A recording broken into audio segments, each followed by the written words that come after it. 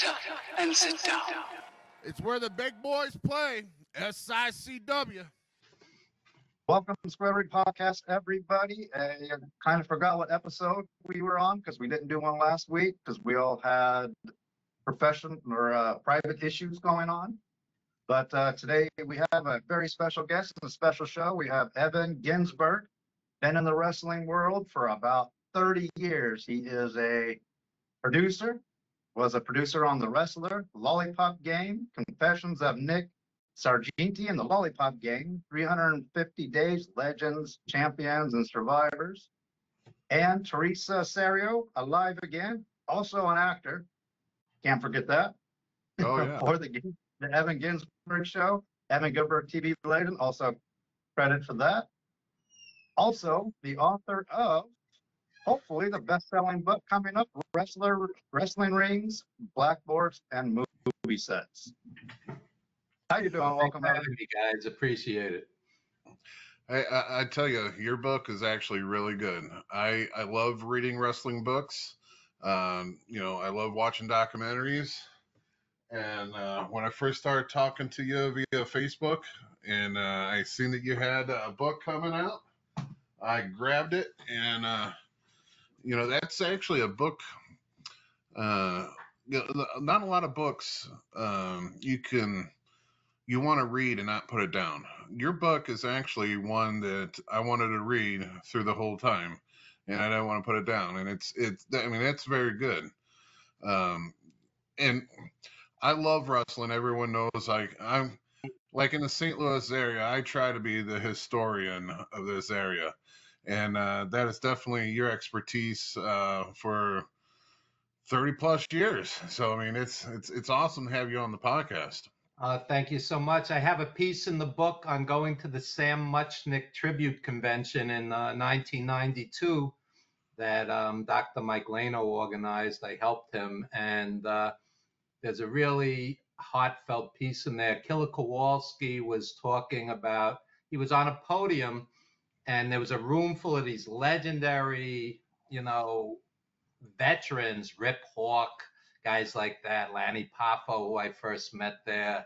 And Kowalski's talking about sneaking Woody Strode into his hotel rooms during Jim Crow, down south. And he got very emotional and he started crying. And I looked around the room, and there's Ernie Ladd, and there's all these territories, legends. Even Backlund was there, and they were all crying. These tough guys were crying, and it was really a beautiful thing to experience. The camaraderie and the friendships that these guys had on the road. And as an agent, I've been on the road with a lot of these guys, and right there on the cover, there's the Valiant Brothers, Killer Kowalski, Nikolai, Lanny Poffo. I was on the road with all these guys, and Bruno's on the cover too. I never booked Bruno, but he was a childhood hero, which is why, if you're from New York, Bruno was like a half god over here. Yes. Speaking of Bruno in that time period, we always talk about how everyone starts in the wrestling business as a fan. You got to love this sport to get involved. And, I read the book, so I know how your life started in the wrestling. But for our audience, can you go ahead and tell us, how did you become hooked on wrestling? It was a rainy weekend day. I was a bored kid. This was early 70s, and there was no internet. There were no cell phones. There were no video games, nothing. And I'm just bored. And my mother comes over and she starts fiddling with the mysterious UHF dial. And you guys are probably too young to remember the UHF dial. No, we had one. Yeah. So it's mostly PBS, public broadcasting. As a kid, I really wasn't that interested, and there were foreign language channels. And all of a sudden, I'm watching this monstrous guy pounding on this Indian. And I'm like, what is this? And my mother goes, it's pro wrestling. And she said to me, as a kid, she used to go to cards in Brooklyn with her father. So it's kind of in my DNA. And so all of a sudden, Chief Jay Strongbow, who of course is really Italian, Chief Jay Strongbow does this herky-jerky war dance, and he's chopping down this monstrous guy, this 300-pounder, and my eyes are like popping out of my head. I'm a kid. I'm a total mark. I think it's real. It's like Marvel superheroes and supervillains come to life. And I watched the rest of the show, and I made a mental note, when is this on? And all of a sudden I'm religiously watching it, and I know who the wrestlers are. And then I discover, on other UHF networks, this was not mainstream in the early 70s. On other UHF networks, there was wrestling from Florida and wrestling from LA, the Olympic Auditorium. And I'm sitting there watching John Tolos with my dad, who was a New York City taxi driver. And Tolos is making comments. He's coming into Madison Square Garden, huge star in LA. He's coming to wrestle Bruno. And he says these words, I'm going to get that spaghetti bender. And this was hot stuff back then. This was, the fans wanted to murder him. It was a different time. And we were blue collar marks, and it was a very ethnic crowd. There was the Puerto Rican champions, Pedro Morales and Victor Rivera. There were the African American champions, Tony Atlas and Rocky Johnson. There was the Polish strongman. There was the Ivan Putski, the Italian Superman, Bruno. Every Irish guy had the word Irish in front of his name. Irish Davey O'Hannon, Irish Pat Barrett. That was the audience. It was a real ethnic blue collar crowd. Tickets were $3 to $6.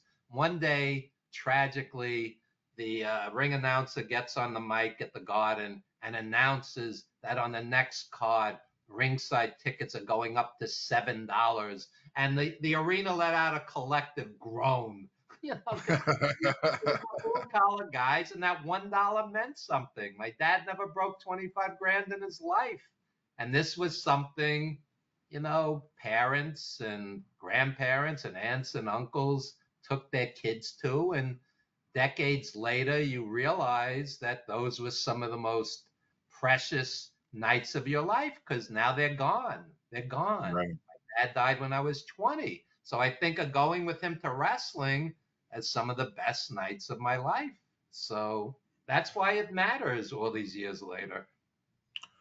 Yeah. We were talking off camera that like the years that you were going to wrestling is like the best, I feel is the best years in wrestling, the golden age, the Brunos. You talk about in your book that you were able to go to, was it the Tonight Show with Andy Kaufman and Jerry the King Lawler, or was it Letterman? I went down to NBC Studios to see the Letterman taping with Andy Kaufman and Jerry Lawler, and it's one of the stories I tell in the book. And we're seated there, and what people don't understand is, this was a hip New York crowd. This wasn't a wrestling crowd. This was the kind of crowd that went to Saturday Night Live.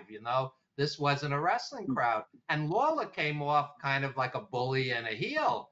And the fans kind of turned on him there. If you really listen to the crowd reaction, and Lawler, like during the middle of the show, starts to explain, well, this guy did this to me and this guy did that to me. And the audience, they're hip enough. They're like, oh, and Andy's doing shtick, so, but at one point when they actually got into it physically, Kaufman was so in character that even during the commercial breaks, he was still ranting and raving and carrying on. So it was very convincing, and it was great being there. It was a magic moment. And in the book, I talk about some of the historic moments I experienced. I was at the Garden when Snooker jumped off the cage on Morocco, and I tell people he started climbing the cage, and the audience. I was with a buddy of mine.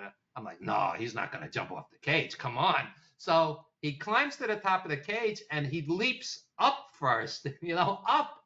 And there was 1,000 flash cubes that went off. This is the technology back then. Flash cube on cameras. And I tell people it may not have been the greatest match of all time, but it may have been the greatest moment of all time, because it was like electric, and people just roared for 5 minutes after. And it was unbelievable being there. And snooker in Morocco in their prime, those guys were unreal. I say to this day, prime heel Morocco is as great as anybody. And then another special moment, San Martino versus superstar Billy Graham. Oh yeah. You witnessed the dethroning of a god, basically. I wasn't at the title change. That was in Baltimore, April 30th, 1977. But I was at the Garden. Bruno defending the belt against Graham, and later Graham defending the belt against Bruno. And one night, it was February of 76, and I believe it was February 2nd. You see, these dates are like etched in my brain because they were so meaningful. It was a snowstorm. And 22,000 fans braved the snowstorm to see this. And it was like Superman and Lex Luthor, Batman and the Joker. They were like, again, like superheroes and supervillains. And, it was so meat and potatoes basic, lockups, and Billy would put his thumb in Bruno's throat or whatnot. But the reaction, you could have done 36 Hurricane Ranas to get the same reaction today, and believed. Every time Bruno got punched or kicked, we felt it because we were marks. And, when people today, young people today, they'll do Bruno and Billy Graham and Pedro, they just punched and kicked. They don't understand the charisma, and we love them. They were heroes. Every Italian home up and down the East Coast had the Pope and Bruno and Frank Sinatra like shrines. All my Italian friends. You have to understand the level that we love these guys. I was too young. I was not at the Garden the night Koloff beat Bruno. People cried. I know people that were there. They cried when Bruno lost. You couldn't have this today. The fans are too supposedly smartened up, and they know it's a work, and they know they're 500 wrestling books and 5,000 shoot interviews in. You're not going to get that reaction. You're just not. No. And so Bruno and Graham it was magic. It was magic. Yeah, I know it's like in your, I don't want to jump ahead, but it's like in your documentary 350, where the wrestlers are talking about people shooting at them, and that because they believed it so much. Oh yeah, there were riots back in the day. Riots. Ox Baker caused riots. Johnny Valiant was a dear friend of mine. There's several stories on him in the book. Johnny Valiant was up in Canada, and the Valiant brothers were the #1 tag team in the world, and the fans rioted, and they were stomping him. They said he would have died. He said to me he would have died, except Butcher Paul Vachon, who at the time was like a 300-pound burly monster. Butcher Paul Vachon came out and fought the fans off of him. It was dangerous back then. I mean, I could do a laundry list. Blackjack Mulligan was stabbed. Moolah was stabbed. Piper was stabbed. Fred Blassie had acid thrown in his face. Acid. The fans back then, they believed. Nikolai was a dear friend. Nikolai said to me at the Garden, they would sneak him and the Iron Sheik out in an ambulance mid-card. They would literally hide in the ambulance because had they walked out, the fans would have murdered them. And you talk to any old school legends who were heels, they'll tell you their cars were vandalized, their tires were flattened.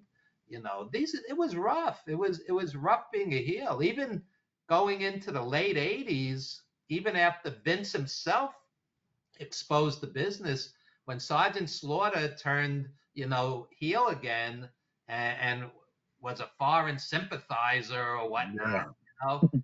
he was in danger, legit danger. It was a different time. It's like where superstar Billy Graham was talking about people throwing urine on him when he won the title. Yeah. Billy Graham, when he won the title in Baltimore, he was actually fighting them off just to get back to the dressing room. And that was one of the reasons they didn't do it at the Garden. They were scared of a riot. One of the reasons little kids were not allowed in the Garden for the longest time is Dick the Bruiser started a riot in the Garden in the late 50s. And even into the 70s, early 80s, you had to be 14 and over to be let into the Garden. It wasn't considered kids' entertainment. Vince Jr., he changed it all. Now, if you see a WWF show, it's a kiddie show. You have parents with little kids there. It's a different audience. I didn't know that. I didn't know that you had to be 14 and up to get into the Garden. Yeah, and they pretty much enforced it. I mean, not to the point where they're checking IDs, but they stopped little kids from going in. People told me, yeah. That's crazy. I mean, our Herb Simmons is our promoter for SICW, and he even talks about, back then they didn't have a whole bunch of stuff to do. Like you were saying earlier, there's no cell phones, there's no internet, there's no video games, and people were starving for entertainment. And we talk about our little fairgrounds down here in Belleville, because a lot of people nowadays don't realize that Elvis sang there and Dolly Parton sang there, and Lou Thez wrestled there, Bruiser Brody wrestled there. That's all in the past, but back then, wrestling was life to a lot of people. It was the generation for all your family members to get in front of that TV. It's normally black and white by then, not colored, but and sit down and as here in St. Louis, wrestling at the Chase, you either went to church or you watched wrestling at the Chase, because it was on Sundays at the same time. Now they did show it really late on Saturdays, but the recap was on Sunday morning, and so a lot of people that didn't stay up, they watched wrestling instead of going to church. I always thought that was amusing. But yeah, so you've seen Bob Backlund wrestle. Probably 75 times. Yeah. Oh my God, that is awesome. Yeah, Backlund at the Garden, when he was in with a technician, somebody who could really wrestle, let's say a prime Greg Valentine, Bob Orton, Morocco, etc., so on. When he was in with the right guy, he was great. When he wrestled Ken Patera, those were tremendous matches, tremendous. And he was not as good carrying the big, lumbering 300-pounders who may have been past their prime, like a Bulldog Brower, Sweet Hansen, guys like that. They weren't young at the time when they came in. But you put Backlund in with the right guy, and he was great. And with Backlund, many times the fans are either or. They love him, or, oh, he was boring. And that's not the case. I'm telling you both sides of it, because I saw him monthly for from 77 until he lost the belt, basically, month in and month out. And then he went to Pro Wrestling USA, where I saw him many times there as well. So I saw Backlund month in and month out.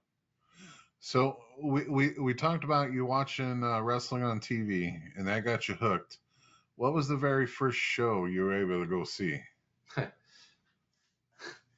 June 24, 1974. What was the date? I remember the date. 50 plus years ago, I walk into Madison Square Garden with my dad. The first reaction I have is, wow, it's in color. Because we had a black and white TV. I'm a kid. I'm like, and you had on that show, Pedro, and the main event was Bruno and Strongbow against Nikolai and Fred Blassie. And Fred Blassie, had charisma off the charts. He wasn't a kid anymore at this point, but he was already a manager, and he wasn't wrestling much. But this was pretty much the end of his career. But unbelievable charisma, and Nikolai at the time was a menacing heel. He was 340. He would get on TV, and Blassie would go squeeze Nikolai, and he would crush an apple in his hand. That's how powerful. And it would explode into the camera. And I'm a skinny kid, and I'm like, again, these guys were like superheroes and supervillains. So the co-feature was the Valiant Brothers against Dean Ho and Tony Gurria. And that stole the show. That was 2 out of 3 falls, bloodbath. But as a kid, you're just sitting there in awe with your mouth open. And I was hooked. I was hooked for life. And I never would have dreamt that many years later I'd be an agent and various other things in the business, and Nikolai would be a friend, and Jimmy and Johnny Valiant would be friends. And Johnny used to sleep on my couch. There's stories on him in the book. And I still haven't recovered from him dying. I mean, where he got hit by a vehicle on a misty, rainy morning, the same road he had crossed thousands of times in his hometown in Pittsburgh. And I'm watching TV with my wife the night it happened. This is about 7 years ago. And, all of a sudden, whatever we were watching was over. I sit down on my computer and I have a dozen messages from people. What happened to Johnny? I'm like, I don't know. And he got run down. The driver, it wasn't even the driver's fault. It was rainy, misty, couldn't see, he wasn't impaired or anything. And it was just a terrible, wrong place at the wrong time. And for weeks, I felt that impact, like I was hit by that vehicle. Because the man used to sleep on my couch. My wife would cook for him. We went on the road. I was his shoot manager. I took his one-man comedy show on the road. And it was a terrible tragedy. And what plays through your head is, had he combed his hair or shaved a minute more or a minute less, he's not standing in that spot. Wrong place at the wrong time. And tragic. The opposite story is, you could be at the right place at the right time. You hear these stories. Somebody's sitting in a bar or restaurant. Some movie producer walks in and discovers them, and next thing you know, they're a movie star or whatnot. So that happens too. That's true. Yeah.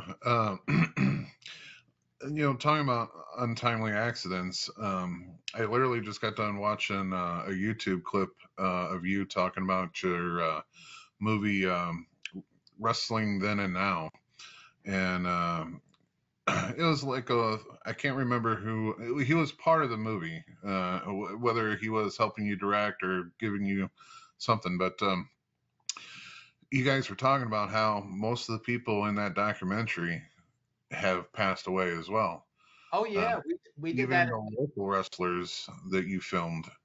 Yeah, we did that in 2002. We shot it on pennies.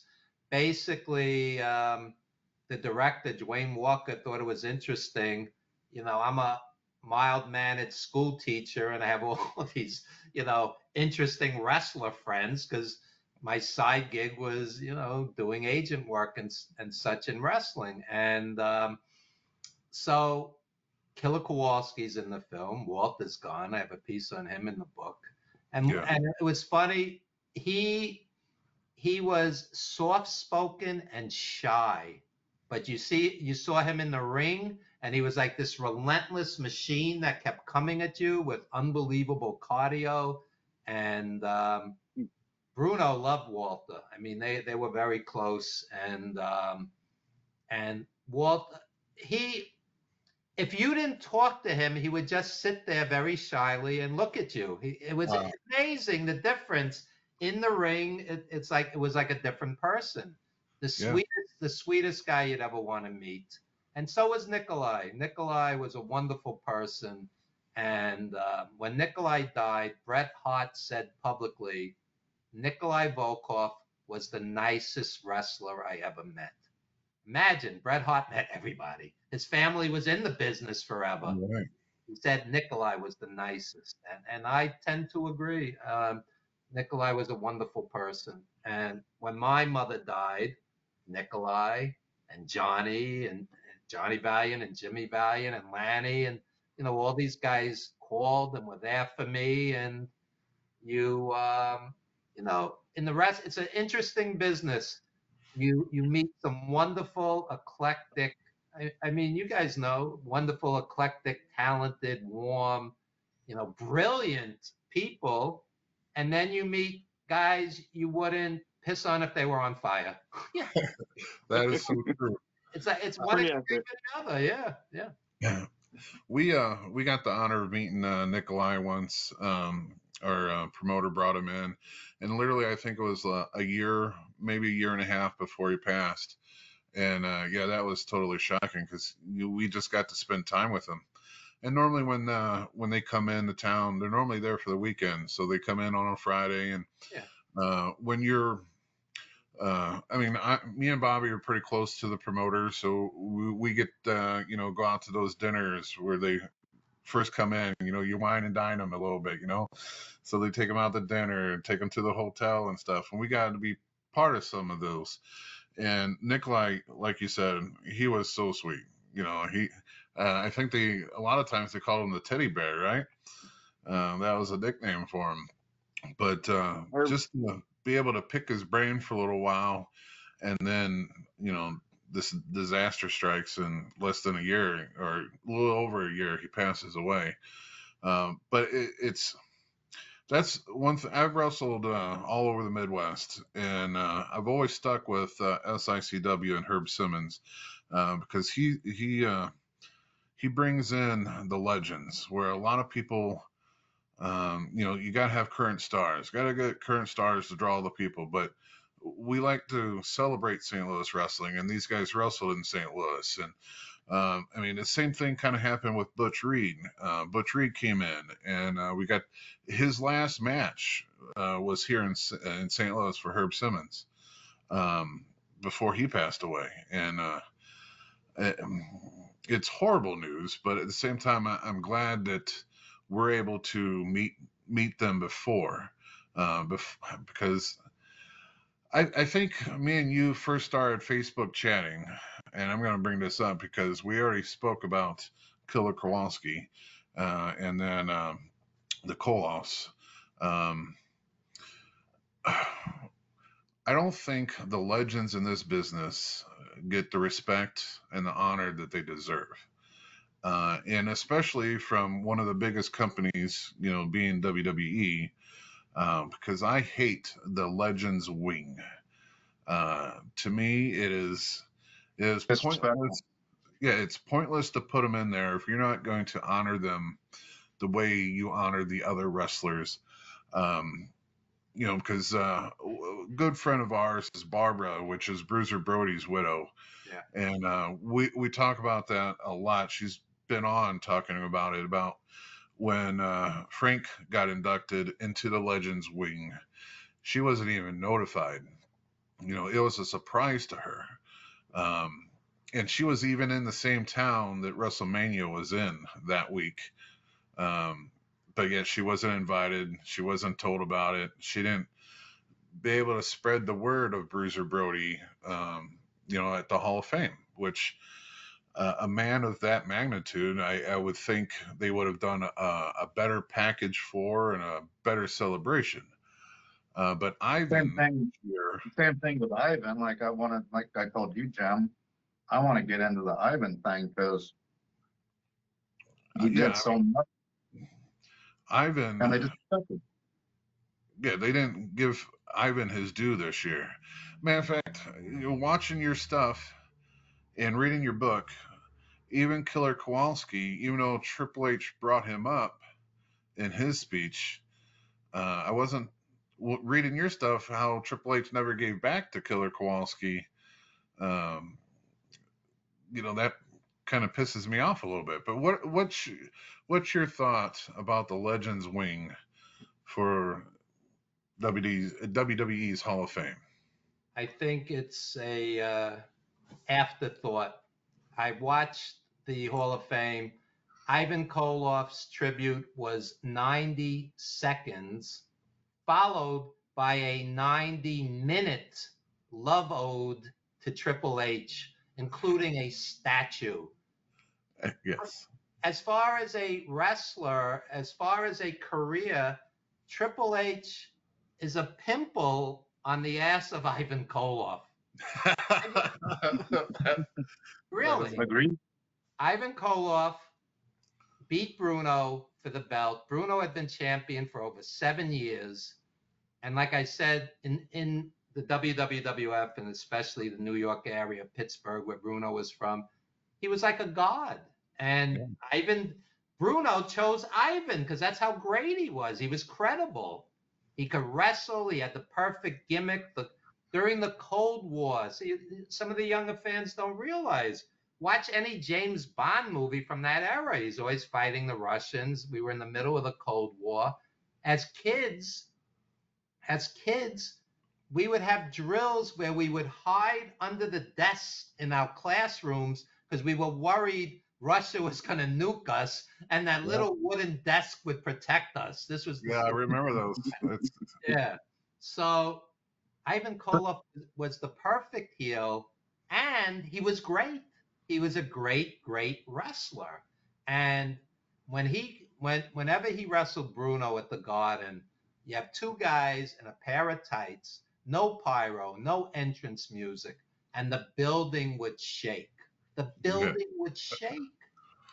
And Ivan wrestled Bruno in the first cage match at the Garden, 22,000 at the Garden, and 4,000 or 5,000 on closed circuit on the adjoining Felt Forum on the screen. So you had 26,000 or 7,000 people there that night. And Vince and Triple H spin. Oh, Vince took it all out of bingo halls and VFW halls. I mean, Ivan Koloff generated millions of dollars for them. He headlined major arenas time and time again and sold them out. He came back for Backlund in 2 runs where he went up and down the entire territory with them. So, this guy deserved to be in the first Hall of Fame with all the guys, not in some ridiculous legacy wing. Yeah. And to do a 90-second tribute and then, kiss the hem of Triple H's garment for not 90 seconds for Ivan, 90 minutes for Triple H. The whole thing just rubbed me the wrong way. Yeah. How many times did Ivan sell out Madison Square Garden? He headlined 13 times, and most of the time it was sold out. I mean, that exactly except for Billy Graham, he was the biggest heel of that generation. And how many times did Triple H sell out Madison Square Garden? That I couldn't tell you, but I doubt it was 13. I doubt he was headlining 13 times. Yeah. So Ivan is going into our St. Louis Hall of Fame this year, and Nikita's coming in, and he's going to do the ceremony for him. And I guess it was a couple months ago, we did probably a 2-hour, podcast about Ivan, because I was trying to do a podcast on each person going into the Hall of Fame this year, and there was so much about Ivan, working down south, working up in Canada, he worked everywhere. And to me, when I love watching the legends get up on stage and talk. And for WWE, it's only the Hall of Fame that they get that opportunity to get on stage and talk. And it to me is like, oh my God, I'm a nobody who was just trying to read up on Ivan, get, all this information, and did a 2-hour podcast on him. And WWE uh, did, like you said, 90 seconds on a guy who knocked off Bruno. And I couldn't believe it.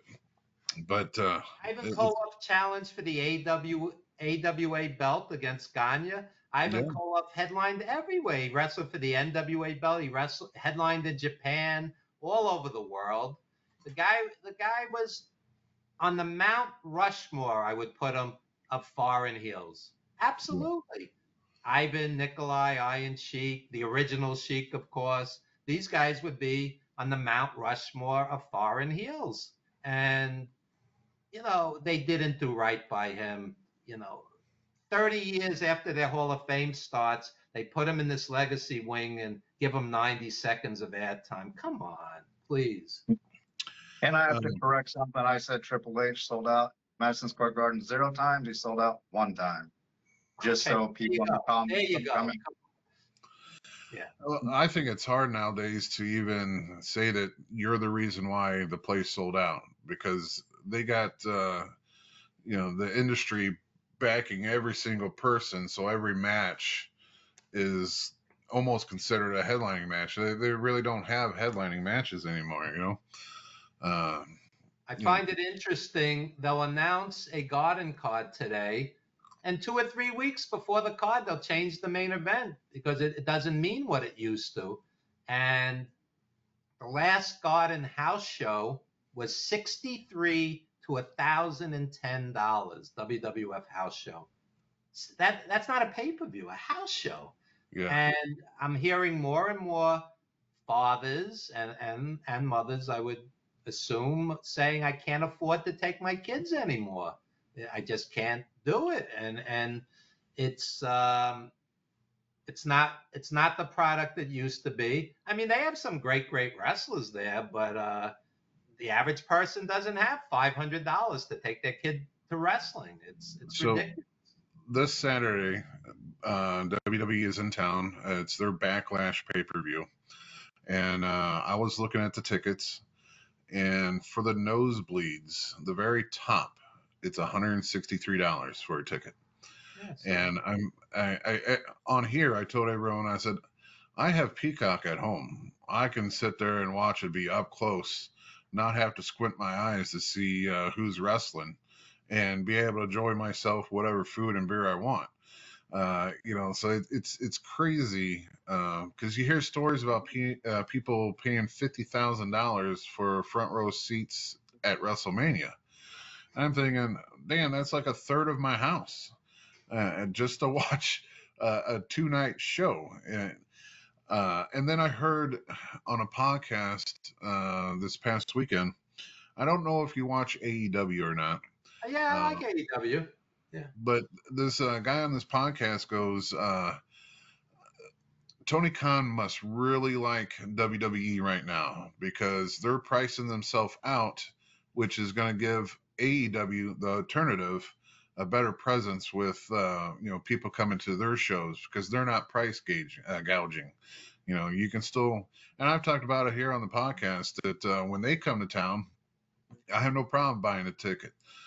Or tickets for the family, because you could still get 4 tickets and you're still only paying like $200, maybe $225 or so, and they're pretty decent tickets.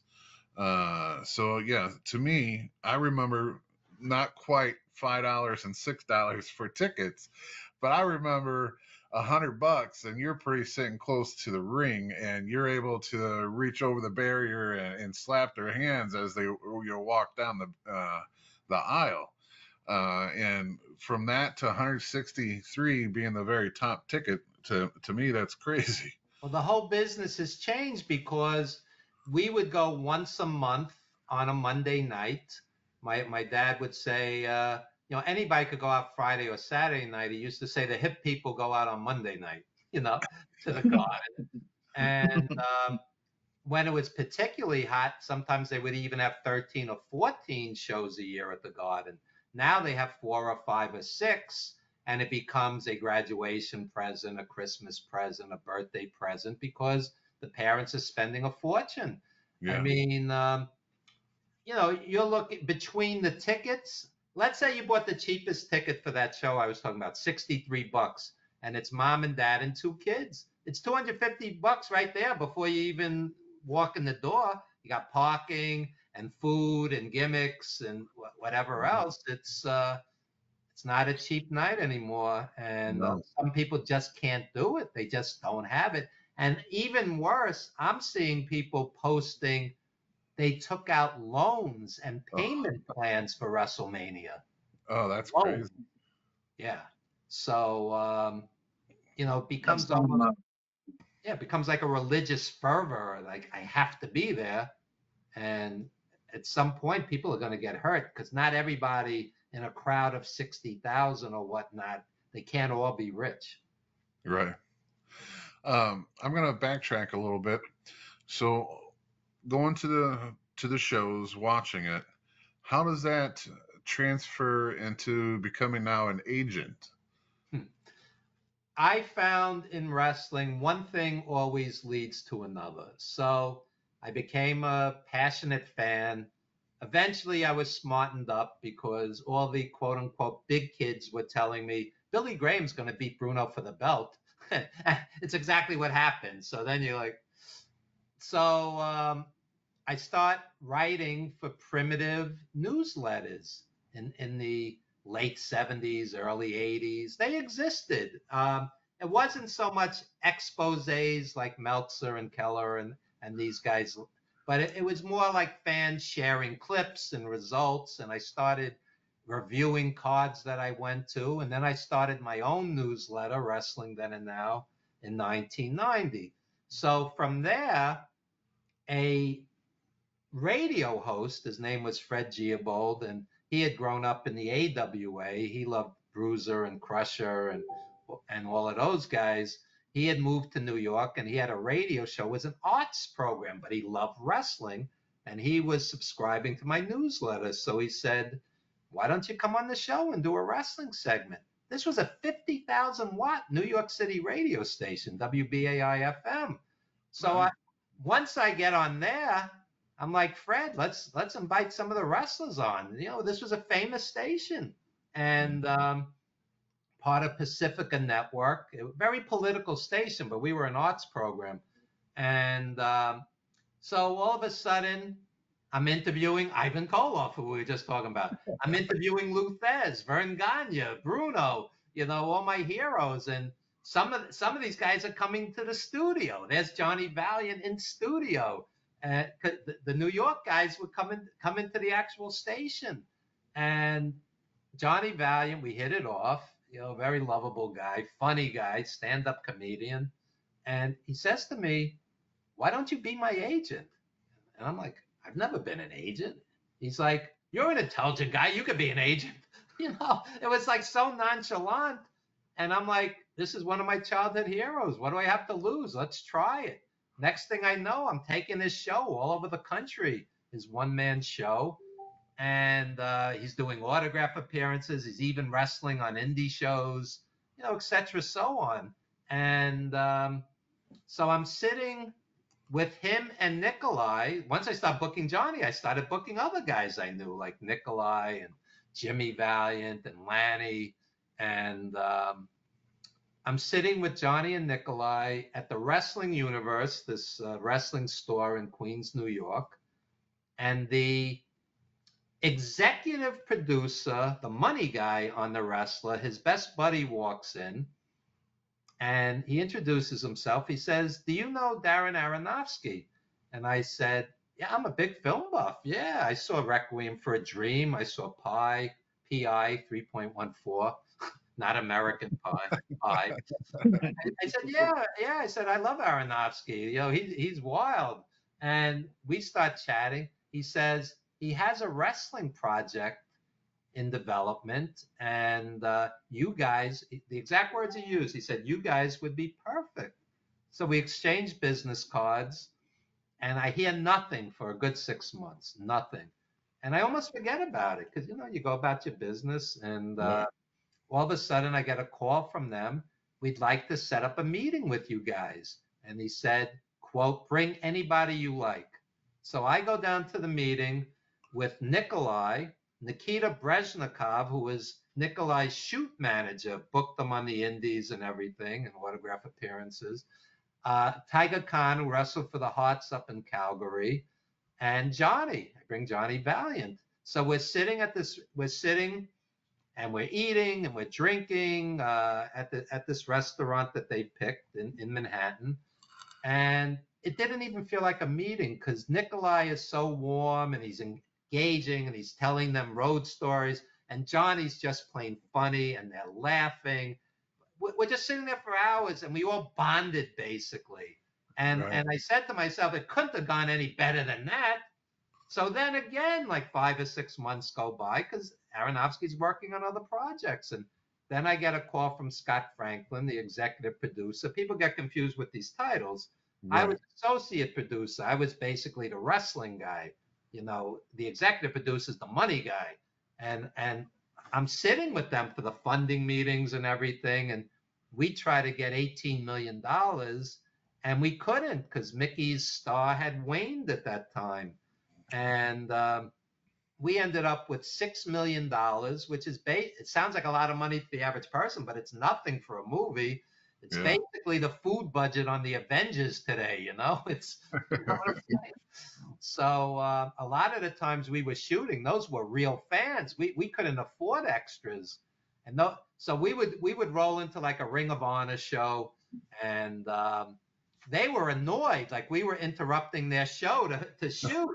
And at one point, Aronofsky had to actually get in the ring and make a speech. Guys, we're gonna make you proud with this movie. Just let us do 1 or 2 more quick takes. It was like guerrilla filmmaking, you know. And we were like in and out some of these places, and it was magic. The whole thing was magic. And so for about 6 months before we actually shot, the movie came out in 2008. I took Aronofsky and Scott Franklin and Rob Siegel, the screenwriter, on the road to different wrestling events. And for example, I took them to CZW Cage of Death. And, you know, basically, we were with Mickey Rourke that night. So it was like carte blanche. And they're like, you know, you guys do whatever you need to do. We go backstage that night. It was like a MASH unit. These guys are covered in blood. They've gone through panes of glass. Every imaginable horror the human body could, you know, subject itself to. And they're stitching these guys up. And it was insane. It was insane. And a lot of times we would go to, you know, these little tiny indie shows, and Aronofsky would sit in the dressing room and talk to guys like Nikolai and King Kong Bundy and, you know, the veterans, and pick their brains. And graciously, you know, they really helped. And Aronofsky wanted it to ring true. So one day I take them to this convention out in Jersey, and that's me with Mickey. I'll tell you that story in a minute. So we go to this convention in Jersey, and it's like the WWE Hall of Fame. There's the Samoans, Tony Atlas, Rocky Johnson, Moolah, Mae Young, Johnny Valiant, Nikolai Iron Sheik, etc. But there's nobody there. There's nobody there. Iron Sheik's head was down on the table asleep. That's how grim it was. There were more vendors and wrestlers than there were fans. There were maybe a couple dozen people there. It was sad, to the point Aronofsky kept going to me, Evan, where is everybody? Because Aronofsky and these guys were Hulkamania era fans, and they looked at these guys rightfully as legends. Yeah. I said, Darren, it's like this sometimes. It's not glamorous. And at the time, I was not writing the scripts, but I was helping the screenwriter make the wrestling portions of it, you know, authentic. So to give you an example, in the earliest version of the script, Randy the Ram blades himself and all the wrestlers are watching. And I go, nobody would be watching. It's just another day at the office. Nobody would care. And right. They took that out of the script. So now I took them to that sad convention. Next thing I know, The convention scene is in the script. That pitiful convention scene. So we're shooting it in Jersey, and I'm just on set, and I look at the tables in that scene, and I go, Darren, it wouldn't look like this. It's too antiseptic. It's too organized. At the conventions, every inch of the table is covered with merchandise, and it's messy, and it looks like a flea market. And so I actually did a little set design. And as I'm standing there, Aronofsky gets this smirk, and he goes, Evan, come here. And I go, yeah. And he goes, I want you to walk up to all the wrestlers in the scene. Walk up to Randy, walk up to Mickey, who's playing Randy. Walk up to Mickey last, ask him for an autograph and a Polaroid. And I'm like, really? I'm not an actor. I'm not an actor. So all of a sudden, no makeup, street clothes, they just threw me in there. And I walk up to Manny Yarborough, who was an 800-pound black sumo. He was a sumo in Japan. He fought early UFC. He was a friend of mine. So that kind of calmed me down a little because I knew Manny. And eventually I did exactly what they said. I walked up to Mickey and I said, I'm thinking the whole time, what do I say to this guy? Because Mickey, before we did this, whispers in my ear, just improv it. He thinks I'm an actor. I'm not an actor. So I walk up to him and I go, I loved you as a kid. I saw you at Madison Square Garden. Can I have your autograph? Which is what I would say to, any wrestler. So he looks at me and he's improving and he goes, what's your name? And now I just instinctively go, Evan. How surreal, utterly surreal this is. I'm playing myself in a fictional movie. How surreal this is. Okay, so Aronofsky runs over to me, starts pounding me on the chest, going, that was great, that was great. Okay, and Johnny Valiant comes over to me. The scene's, it's in the can. He comes over to me. He says, your hand was shaking. And I said, I don't know, Johnny. All I know is there's 125 or so people on the set. There's giant cameras in my face. I've never acted. So it rang true. I look like a nervous fan walking over to a childhood hero. That's awesome. Yeah, thank you. And there's another part of that story. So the film is done. We're at very prestigious New York Film Festival, Lincoln Center. It's one of the most prestigious film festivals in the world. 2,300 people are there, sold out, $40 a ticket. And I'm in the audience. My girlfriend at the time, who's now my wife, she looks at the screen, she looks at me, she goes, that's you. I didn't know I made the cut. I didn't edit the film. I'm sitting there like anybody in the audience watching this thing. And then the scene where Randy says to his daughter, I'm just a broken down piece of meat. I look around me and everybody's crying. They're all crying. And I said to myself, it works. The film works. We didn't know. We worked on it off and on for 7 years. From the first time I met them till the time it was shot. It was 7 years off and on. This is what people don't realize when you're trying to make a quality film. Business meetings, raising money, casting. It's not an easy process. People have no idea. And let me ask you, was Mickey Rourke the first one that like the ideal person that you wanted to be in this movie, or was there someone else that? Mickey was the guy that Darren wanted. However, like I said, we couldn't raise the money. We needed to do the movie. So at one point, he was really considering Nicolas Cage. So we had a meeting with Nick, who's a super nice guy, down to earth. I meet him. I'm like the point man. Darren says to me, go get Nicolas Cage in the parking lot of the Hammerstein Ballroom where Ring of Honor was that night. And they said, this is like 2007. The guy's like #1 box office. He's a big deal, Nicolas Cage at the time. So we meet him in the parking lot, in the basement of the ballroom. And for like 30 seconds, I'm marking out because this is one of the biggest movie stars in the world. And then I get this strange thought. I'm like, he's wearing a pair of jeans and a regular pair of shoes. He's just another living, breathing human being, you know. Right. And he was super nice and down to earth, and he made you feel, he was just a Oh, lovely guy, lovely guy. yeah. So we're sitting backstage at Ring of Honor. This was like the Nigel McGuinness era, and we're watching the show on a monitor backstage, and he says to me out of nowhere, he goes, "Is this real, like UFC?" And I go, "No, not really. It's hard hitting, but it's not UFC. It's pro wrestling." He didn't even know what he was watching. So Wow. after the fact, I have this meeting with Darren, Protozoa Studios in Brooklyn, Williamsburg, Brooklyn, and Darren says to me, quote, "Mickey's the right guy."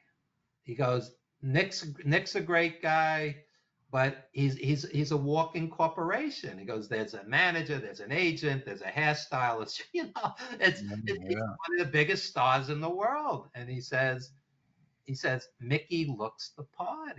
Mickey at the top, Mickey in the 80s. You guys may be too young for this. He was top box office sex symbol. I mean, Yep. Diner and 8.5 Weeks. I mean, these were major films. This guy went into boxing to get punched in the face. This isn't a normal career trajectory. He's like a tortured artist, this guy. And so Darren was right. And Darren's an artist. Darren's mom is a New York City school teacher. This wasn't some rich kid, nepotism, cronyism. This guy made it on drive and talent and a unique vision for all his films. And he's like, Mickey's the right guy. Would have been an easier gig with Nicolas Cage because, bigger star, would have opened more doors, but he made the right move. Coppola. Yeah, he made the right movie. Yeah, I agree. So I've actually brought up this movie many a times on our podcast because when I first broke into the wrestling business, it was still like this. It was still a guy in the dressing room with the briefcase. What do you need tonight? You need this, that, what? I have it all. And it was, to me, it was like my first 7 years in the wrestling business was this movie right here. I mean, you guys nailed it. And then, of course, the wrestling business has now changed, and all the wrestlers now just play video games and stuff like that. But when I broke in, it was like that. It was, a group of strangers, everyone from every different background, and we're learning to get along for 15 minutes. And like, unfortunately, drugs was a big part of it. If you wanted access to it, it was there, so you had it.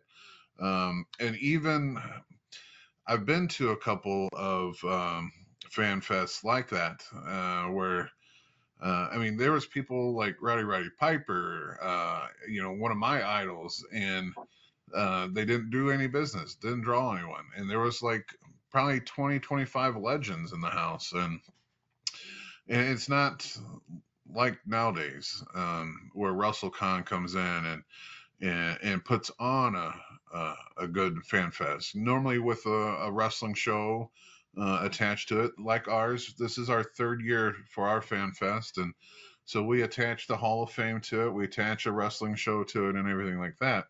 And I think that helps because the fan fest that was here that acted out just like that movie. That's all it was. There was nothing attached to it. It was, hey, for 6 hours, you can come here and get autographs and get some pictures, and that was it. I wish I could remember the name, but the guy didn't last too long. He was going around the different towns, and that's all he was doing. But yeah, it is sad, and I'm so glad now that everything's kind of built up, because I was just in Indianapolis 2 weekends ago, and their fan fest, and it was really great, and crowded, so many fans. It was just awesome. Yeah. Um, I saw an interesting thing online this week. Muhammad Ali saying how he was disappointed when, as a young boxer, he waited for Sugar Ray Robinson's autograph, and the guy basically blew him off. And he said, when I become champion, I'm going to sign for everybody that asks. I want them to remember it as a great experience. And I find it very disconcerting today when a millionaire wrestler sells autographs for hundreds of dollars to fans who get to meet them for 30 seconds on a, line like cattle. And, yeah, and the spin is, if you ever approach a wrestler outside of a paid signing, you're some kind of stalker. And I don't yeah, think that's true. I think, if a Muhammad Ali could sign, I think somebody can sign outside of an arena or whatnot. Of course, you don't wait 4 a.m. for a plane to land or stalk them at the house. That I totally understand. But a celebrity who has all the benefits of being a well-paid, well-known person, you could sign an autograph for somebody. I don't see it as that big a deal, and they're kind of spinning it otherwise. yeah. So yeah, I'll hit on that subject. There. So behind me is a bunch of wrestlers. Action figures, boxed and unboxed, and now they have a thing where if it's a premium item, they charge you more for it. So if it's not an 8x10 picture that you bring them, and it's a figure, maybe they're first in the line or their very first baseball card, because the Undertaker won't even sign those anymore. But they consider it a premium item, and so they charge you almost $100 just for that, just because where they're putting the autograph. But speaking of autographs, so in your book, you talked about how, when you were still a fan and not in the business yet, you acquired quite a collection of autographs where you were able to meet not just wrestlers, but whether it was jazz or because I don't remember if you got James Brown's autograph, but Oh you met yeah, yeah, James yeah, Brown. yeah. You do you still have them? Oh yeah, yeah. I have a world-class wrestling, boxing, R&B, and jazz collection. Yeah, because that's what I love most. And Muhammad Ali signed 3 things for me just walking down the street, nice as could be. And I tell the story in the book. At the time, he was starting to get sick with Parkinson's. And he's walking down the street in Manhattan, and there's a mob of people. He's signing for everybody as he's walking, smiling, not talking. His voice was gone at this point. Oh wow. And all of a sudden, one of the fans sees he has lint on his suit and brushes it off for him because he wanted the champ to look good.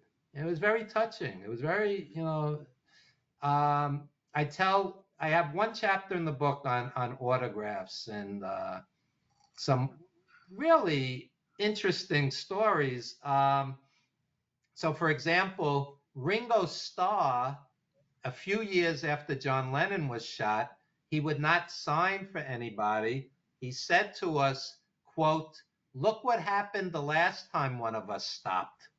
Yeah, That's exactly what he said to us. that's And crazy. ironically, Yoko Ono signed for everybody who asked. You would think she would have been shell shocked. She was there. Yeah, So you never know how people react to things. And yeah, it's interesting, some of the experiences when the good, the bad, and ugly of meeting your heroes. As a kid outside Madison Square Garden for wrestling, Dusty Rhodes and Andre the Giant would never ever sign for us kids. Never. They wouldn't even look at us, and it was kind of disillusioning as a kid.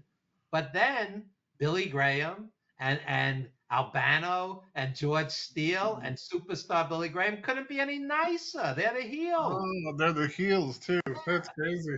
So we're kids, and we're like putting the pieces together here. It's smartening us up before we're smartened up.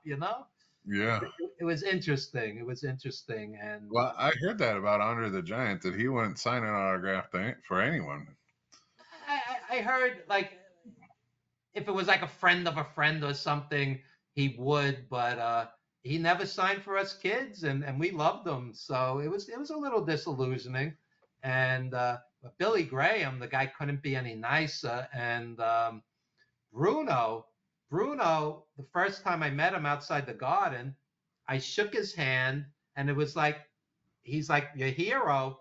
It's like I got home and I'm like, do I wash this or do I like leave it? You know? It's Bruno, like one word, Bruno. Yeah.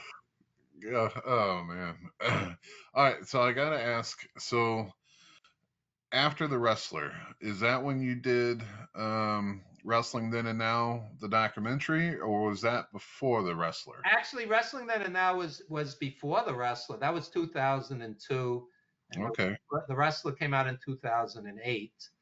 And after the fact, I never thought I'd do another wrestling film because you weren't going to top The Wrestler. But No. Darren Antola, another Darren, ironically, approached me and he said, I'm doing this documentary, 350 Days. And we sat down for a meal, and he's a blue collar guy. He's a boxing cut man and trainer. He's worked with Kendall Holt and all these world champions. So he's pitching me this movie, and he wanted me to do for 350 Days what I did for The Wrestler.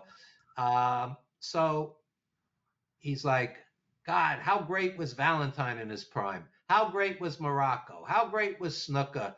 How great was Tito and Greg together? And it's like I agreed with everything. It's like we just like bonded. And as I'm having this conversation with him, I said, Darren, I said, if we're going to do this, let these guys pour their hearts out. I said, you don't need another movie where the director or the journalist goes to the gym and the wrestlers put them in an arm bar at the wrestling school. It's been done 1,000 times. I said, let's really tell their stories. So we meet with this editor. His name's Michael Burlingame. He worked with Paul McCartney, speaking of the Beatles. He did music videos with Paul McCartney, Mariah Carey, and Sting. Not Sting from WCW, Sting from Police. Okay. Yeah. And I said, this is the guy, because he doesn't know the main eventers from the mid-carders, from the undercard guys. He's going to make the best movie. And I said to Mike, I said, make a movie that would make an 80-year-old woman who never watched wrestling cry. I said, make that movie. I said, we don't need another movie where everybody's just obsessed with wrestling. There's 10,000 shoot interviews. That's not the movie. And he got it. So he whittled down almost 90 hours of footage into an hour 50. It's not an easy process. And that took 6 years to do. If you want to do something well, it's time consuming and it's expensive. People don't realize, a shoot interview, you get a guy, you get like some dimly lit hotel room and you point a camera at his head. That's a different process, Yeah. So I love 350. Before I even knew you were a part of it, I've probably watched this at least twice a year. Just it takes a different spin. And before you hopped on, me and Nate was talking about it because it talks about a side that wasn't really talked about. The marijuana usage and being on the road 350 days, and some people loving it, and some people, the travel is what got to him. Kind of like Brock Lesnar. If you interview Brock, he hates people, he hates traveling, but he loves wrestling. where, you know, when you interviewed Bret Hart, I believe he said in the film that, you know, he didn't mind it. It wasn't something that he had planned on doing growing up, but he felt like he owed it to his dad. Um, and it Or his just, brother that chickened out Puerto Rico, going to Puerto Rico. but it just gives a different twist because, you know, WWE, and I talk about this about their books, like Ric Flair's book when he made his autobiography without WWE involved, and when he did one with WWE, it's two different books, you know, because they highlight all the things great about wrestling. Where Ric Flair, when he was by himself, he let a little bit more out, and just going behind the scenes and like you said, letting them speak from the heart. I think put a good spin on things. So 350 days, the title came from the fact that NWA champs would literally be on the road 350 days. I mean, it was insane. It was insane. And Bret Hart said to us, he was on the, as WWF champion, he was on the road 330 days. And Greg Valentine at his peak was on the road 320 days. I mean, these are real numbers. And, and then twice on Sundays. yeah. And twice sometimes. They used to have Morocco and Backlund do 1 hour Broadways twice a day. They one in Philly, one in New York or whatever, you know? That's crazy. Crazy. So the toll that takes on your body, I've had wrestlers say to me, I'm always in pain. I'm always in pain. Yeah. The toll on your marriages. I mean, you know, it's not uncommon to have 2 or 3, you know, marriages go south because you're just never home, and the toll it has on your relationship with your children. And you know, sorry, I can't be there for Thanksgiving. I'm at Starcade. You know, I'm sorry. Excuse me, I'm at Survivor Series. Sorry, I can't be there for Christmas. I'm at Starcade or whatever. You know, I can't be there for your graduation. I can't be there for your football game. I can't be there for your wedding. I wasn't there for your birth. I was on the road.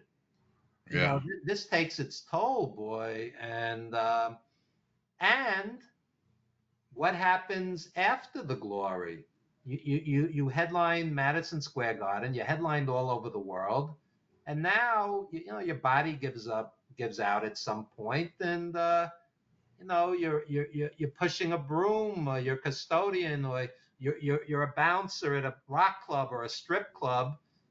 It's not glamorous, and it's not easy. It's not an easy, you know, fall. And when we did the wrestler, you know, Jim Cornette, who I'm a big fan. I love the Midnight Express. I think they were the greatest. But Cornette's like, we don't all end up in trailer parks, and we know that. I understand that.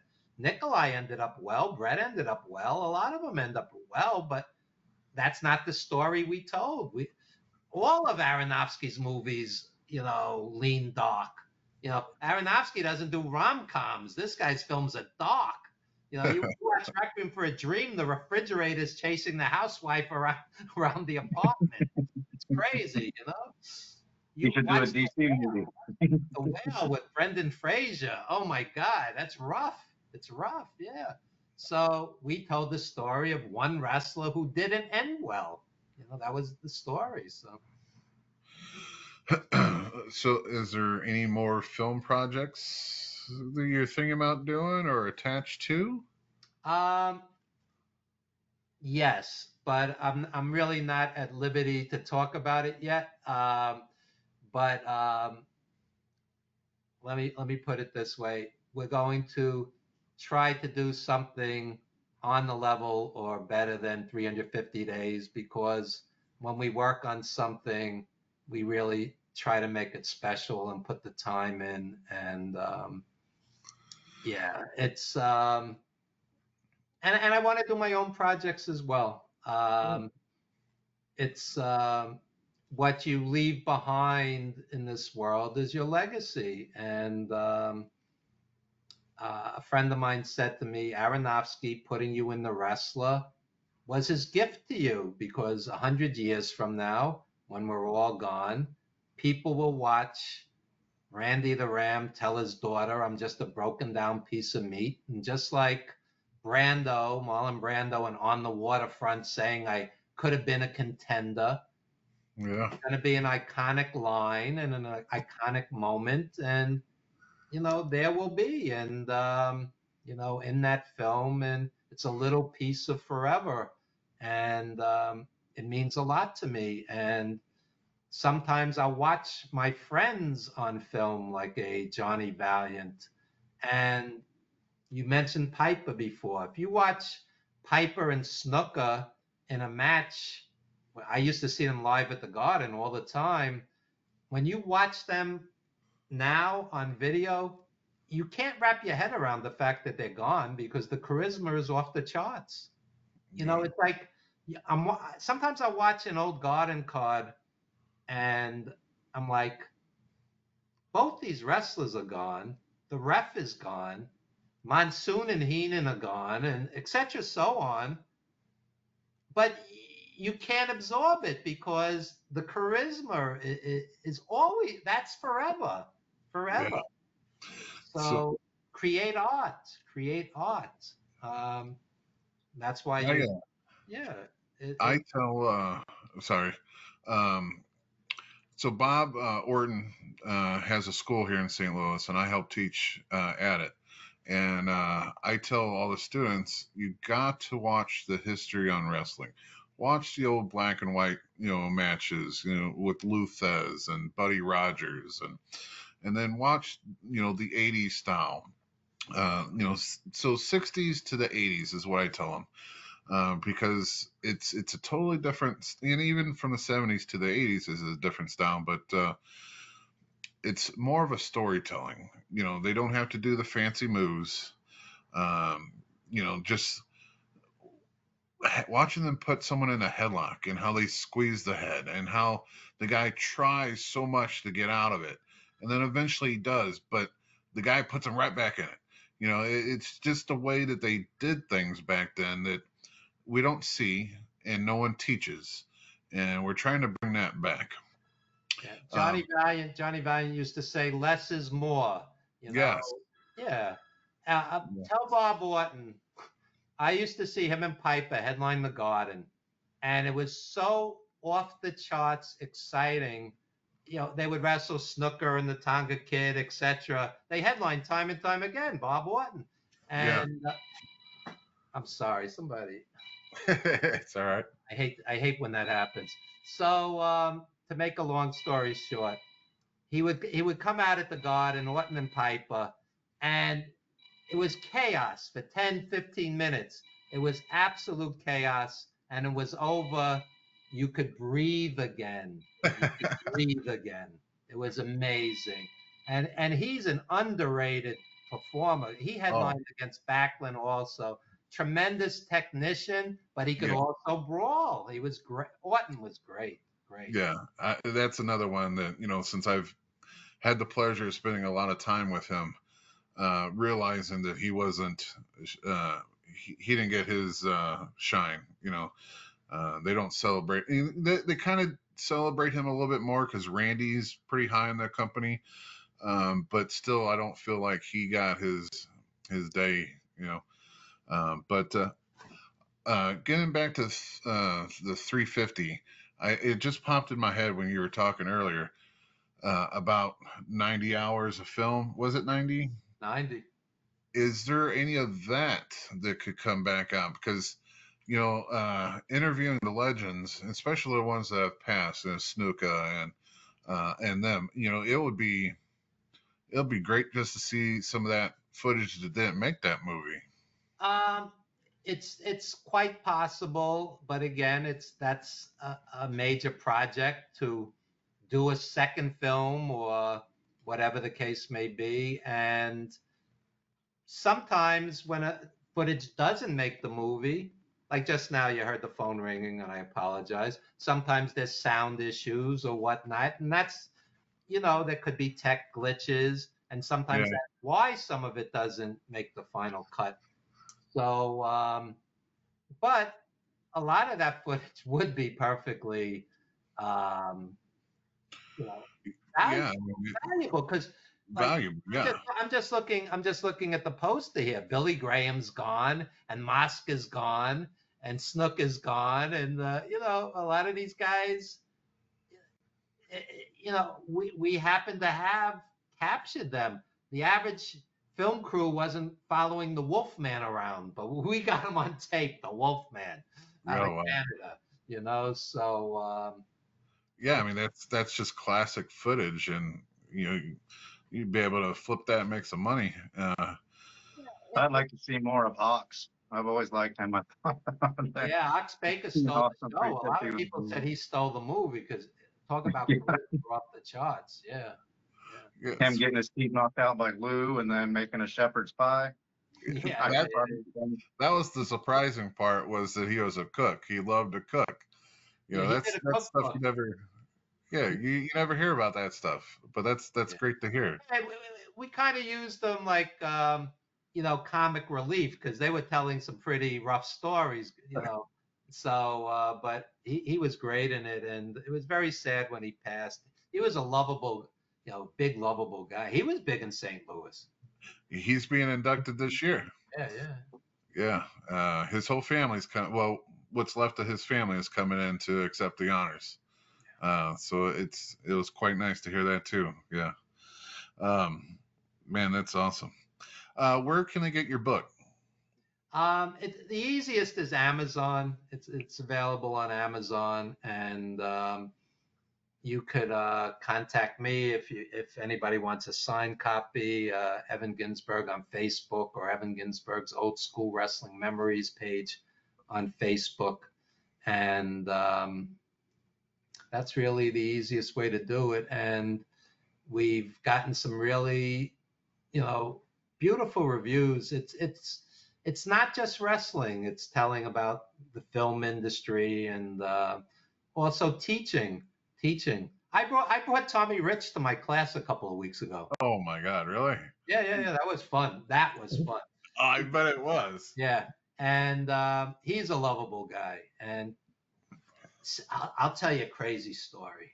I was booking Tommy Rich for some appearances. He was in New York and New Jersey for about a week. And so one of the places I booked him was an indie show in New Jersey. And he didn't wrestle that day. He still wrestles, but, you know, mostly like in tag teams, and because he's pushing 70 now. And I book him on this indie show. He's basically selling his gimmicks and cutting a promo. As he's sitting at his table, a wrestler collapses in the ring and dies. Oh, Dies. Vince Steele. I'm sure you heard about it a couple of weeks ago. yeah. Yeah, I booked him into a card, and the wrestler died in front of him. And he's a sensitive guy. He's a good guy, Tommy. And he's like, I'm in the business 50 years. I've never seen somebody die in the ring in front of me. So, you know, when people, oh, it's all fake, you know, it's like, and you don't understand, you know, it's dangerous out there. It's no joke. And, you know, Misawa, a bunch of people have died in the ring. Ox Baker's whole gimmick, he had 2 guys died of heart attacks. It wasn't from the hot punch. These guys had legitimate heart attacks in the ring. Yeah. And they marketed him as the killer. And Kowalski always told the story. This is a great story. I don't know if you're trying to wrap up. I don't mean Oh, to. no. Go ahead. Yeah. So Kowalski wrestles Yukon Eric in the 1950s. I believe it was 1954, well before my time. And he leaps off the top rope, and he accidentally hits Yukon Eric in his cauliflower ear, and he rips his ear off, legit. So people know that part of the story. But the funny part is, again, Kowalski was a sweet guy, and he felt terrible. So he goes up to the hospital to visit him because he felt terrible. And he had no idea. He gets to the room, and Yukon Eric's head is wrapped because his ear had come off. So his whole head is wrapped. And Kowalski looks at him and he thinks to himself, he looks like Humpty Dumpty. And he started laughing, like how absurd it looked. And he didn't realize the guys sitting in the room with Yukon Eric were sports writers. Oh, And the next thing in all the major newspapers, Killer Kowalski came to the hospital to mock his injured opponent after ripping his ear off. Okay, oh my God. which is not what happened. Not what happened. But that's how they, that's how they interpreted it, because they were marks too, to a degree, the sports writers back then. So so Walter wrestled a match with a guy called the Oklahoma Kid. The guy died in Australia, I believe it was. Yeah. Wow. Walter, kept coming at you, and the guy just had a heart attack and died. So, wrestling's no joke. People don't realize, you've seen it even in this era. What you're off by an inch, and Droz is in a wheelchair or whatnot, and I'll tell you, Greg Valentine was working in Indy in this, D-level indie show. He walks up the ring steps. The steps were old, and they broke from his weight, and he ripped up his knee. He hadn't even gotten in the ring. He was injured. Yeah, Greg told me that story. So, well, honestly, I don't think any wrestler come out unscathed, because we put our bodies through hell, and I can say that because my body's gone through hell, but I didn't wrestle 350 days a year. This is just me, twice, maybe 3 times a month, for, almost 20 years. But, yeah, I mean, I heard an interview that Natalia Neidhart had said that she feels great, and she still wakes up feeling great without hurting anything. And I'm thinking, that's got to be 1 in a million, because I've never heard of anyone else waking up. And there was a documentary on Roddy Piper, and they talk about how when he wakes up, even when he's awake in bed, it still takes him about 30 minutes to get out of the bed. And this, of course, was before he passed. And it takes him about 30 minutes to get out of bed, just because all the aches and pains. But and this was when he was still doing WCW, that tail end. And his daughter talks about how you look at him, and you tell that he's in so much pain, and he can't even tie his boots anymore because he can't bend over that far to do it.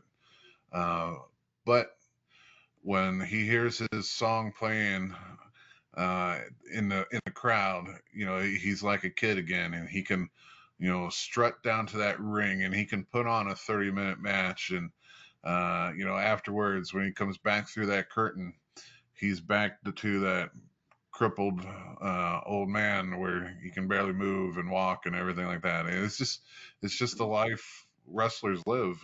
And I've had indie wrestler friends tell me I've had 12 concussions, 14 concussions. I don't know if I should keep going.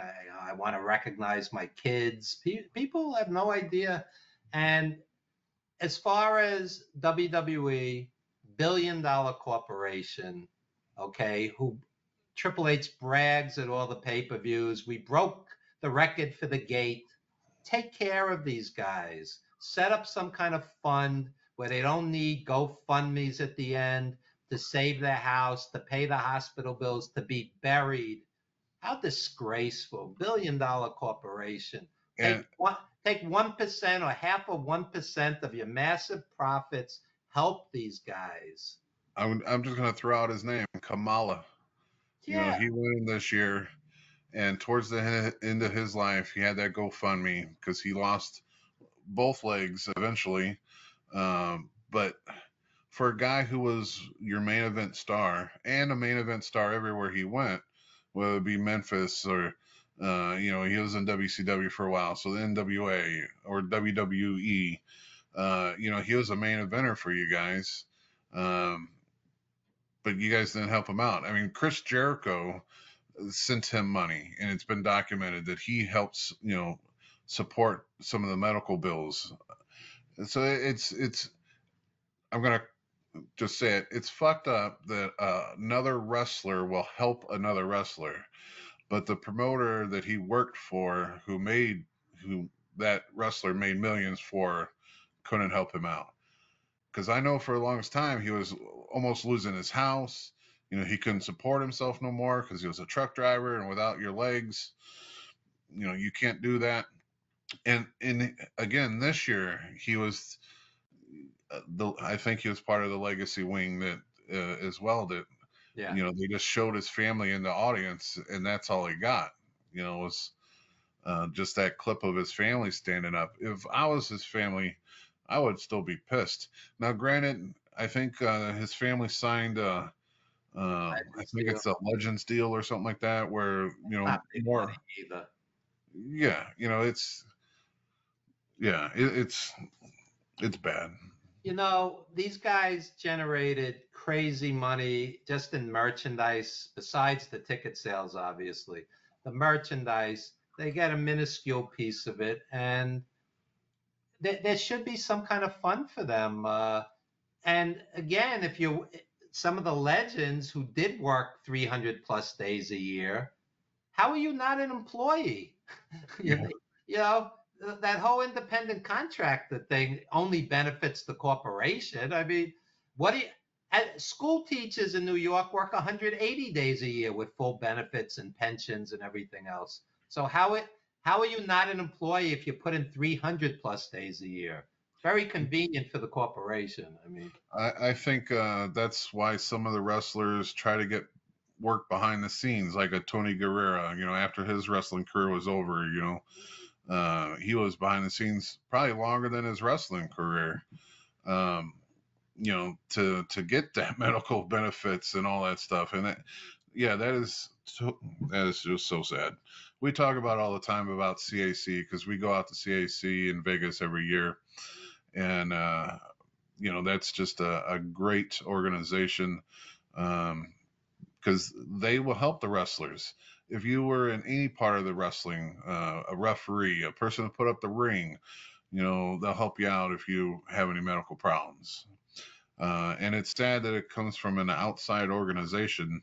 Of course, it's actually by wrestlers, again, supporting wrestlers, and not a big company like WWE, or I can't say much about AEW because you know they're just new to the block. But hopefully, some of them have.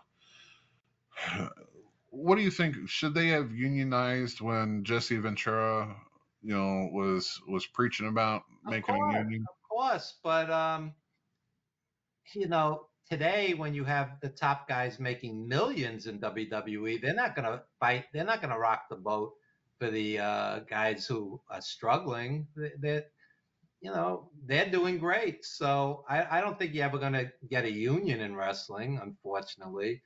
And think about this: on a, let's say, 3 hour Raw, if 40 minutes of it is wrestling and the rest are promos and skits and alleged comedy, you know, they're acting on a primetime TV show. They should be getting SAG. They should be getting Yeah. insurance and benefits like that.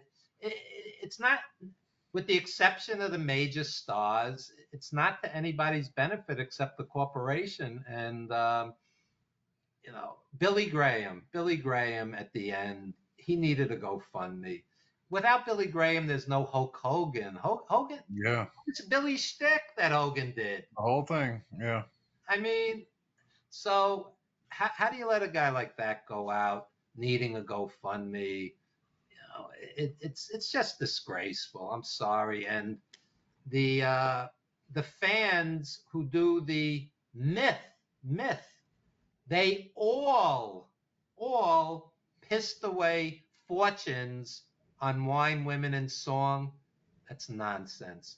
A lot of these guys from the territories Johnny Valiant said to me, #1 tag team in the world, the Valiant Brothers. He said, I never broke $100,000 in wrestling.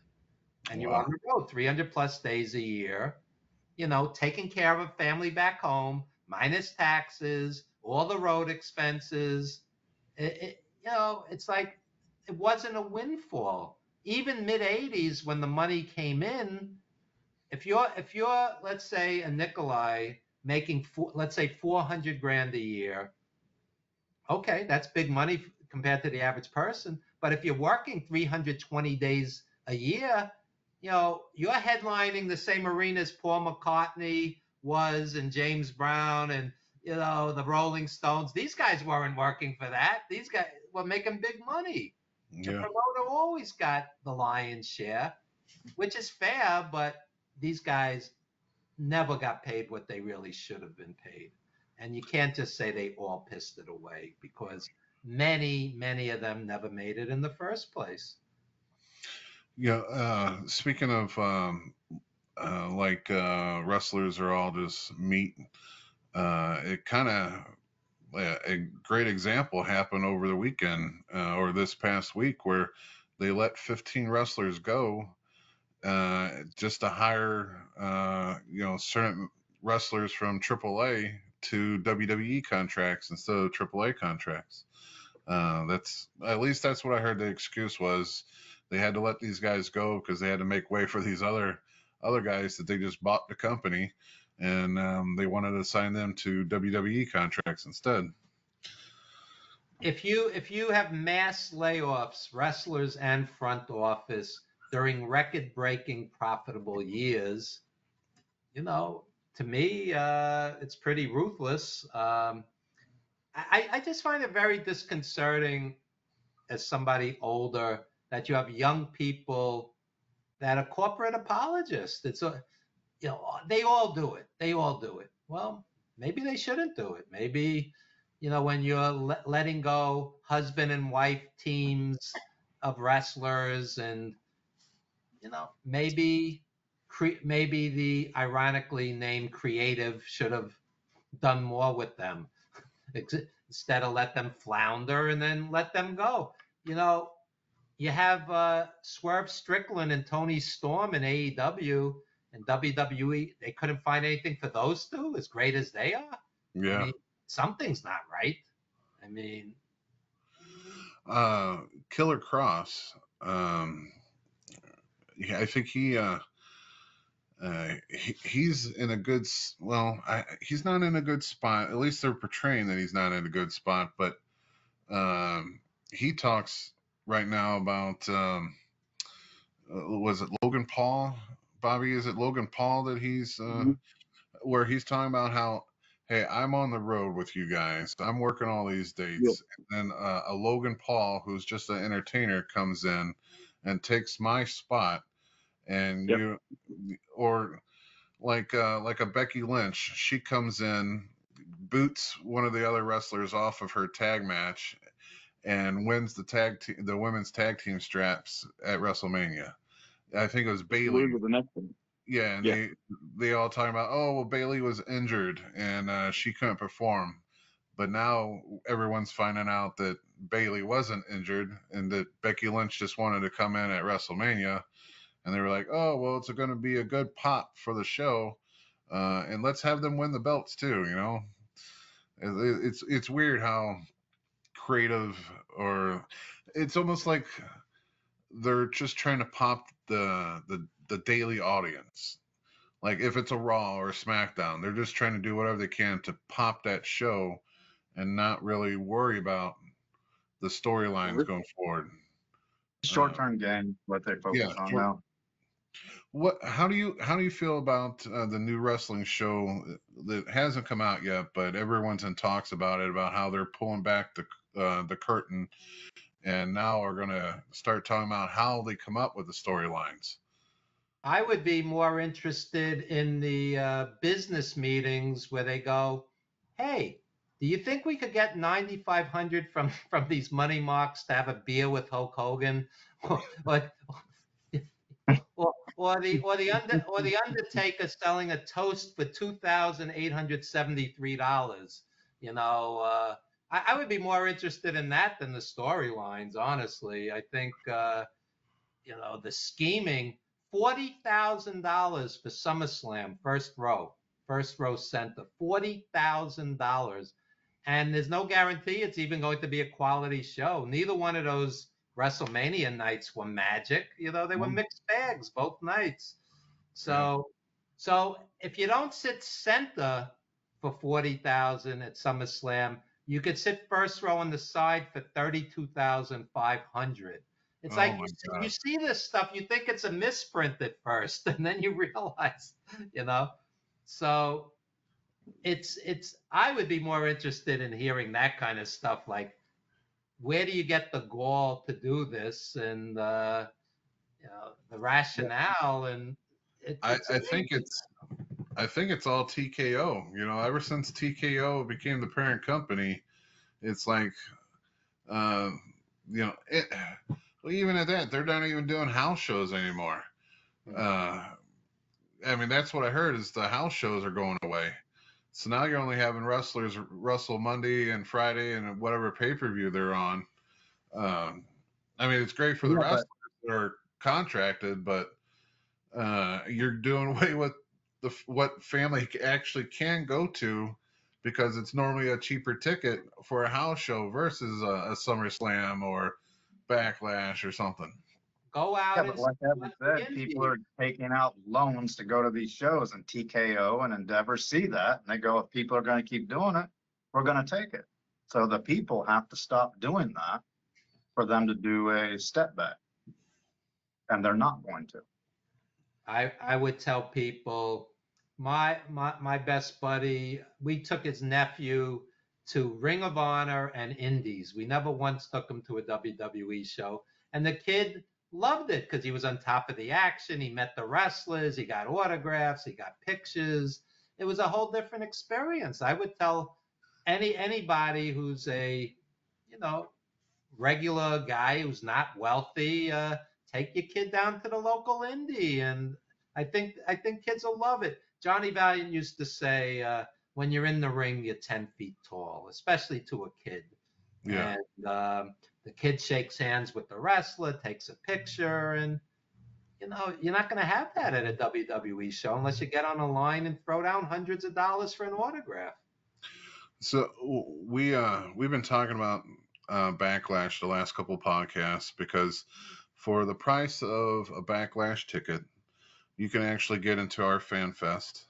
And Nate, do you have a picture of our fan fest, the latest one with everyone that's coming in? I mean, Kevin Von Erich is coming in. You know, Rikishi, of course, Bob Orton Jr. Rock and Roll Express. These are people for less than a Backlash ticket. You can come into our fan fest, and you can actually go to the fan fest. You can go to the St. Louis Hall of Fame, and you can go to the wrestling show that night for under the same price as a Backlash ticket. There you So, go. you know, Can I great can I deals share on can I share a few memories of some of these wrestlers live? definitely. Absolutely. Okay. I saw Abdullah the Butcher against Bruiser Brody live uh, on Jersey Indies in the 80s. They would rampage through the crowd bloody, and the fans would flee in terror like in a Godzilla movie. It was wild. It was wild. Okay. Greg Valentine, I saw go a 1 hour Broadway against Backlund at the Garden. And I also saw him. They had a controversial ending of a match and they held up the title in New York at the Garden, Backlund and Valentine. They Wow. said they said neither is champion in New York until the next match. And of course, Backlund won that. Then Rock and Roll Express, who I saw time and time again against the Midnight Express. That was wrestling elevated to art. Art. Okay. Those two of the greatest tag teams. If there's a Mount Rushmore of tag teams, you could put them both on it. Rock and Roll Express and Midnight Express. Tito Santana and Greg Valentine would headline the Garden because Hogan was on the road. And they would sell out the Garden. They had incredible matches, Tito and Greg. Tito's underrated. He was great, and he always gave 110%. Sabu and Terry Funk I used to see live at ECW. Unbelievable. Unbelievable. Baby Doll would come out with Dusty against Tully Blanchard, or with Tully Blanchard, vice versa, because they would win her contract or whatnot. Right. Dusty and Tully Blanchard was an amazing feud, amazing. And I said before about Orton teaming with Piper, incredible. Some of the best nights of my life was seeing these guys, and come out and support something like this. WWE, they don't need your money. Come out and support a fan fest, indie shows from the heart, because this is what wrestling's really about. And you sit and meet these guys and talk with them, and it's special. It's not a cattle, like packing cattle onto a line at a WWE event. It's very special. It's very, and Nikita Koloff, Ivan and Nikita, the Russians on the NWA shows. Those were amazing. Yeah. Nikita and Magnum, that best of 7. I saw those guys in Philly. Magnum was incredible, and Nikita was great. So, and yeah, I'm looking at these names. I have such great memories of so many of them. I'm a New Yorker. I didn't really see much of the Von Erichs here, but I saw them on TV, of course. And yeah, this is an amazing lineup you guys have. And I'm not just saying it to be polite. I mean it. This is a real convention. Yeah, I mean, Jerry Briscoe, we kind of help him out. He does that Iowa Hall of Fame, the Luthez, Dan Gable Hall of Fame out in Iowa. So we always go up there and help support that, and he always comes to ours and helps supports us, and then we always end up seeing each other in Vegas. It's just like back to back to back, and it's a great time. This year we added one other thing. We're doing like a Q&A road stories on a Friday night that not everyone, but everyone that's coming in on Friday is going to be able to go up there and I always butcher his name. Is it Dave? Bill Eppner. Bill Eppner. He's the one that's hosting the Friday night show. And so he's going to be asking all the questions. And that's what I really love. I just put the legends on stage and just let them talk. That I just really love that.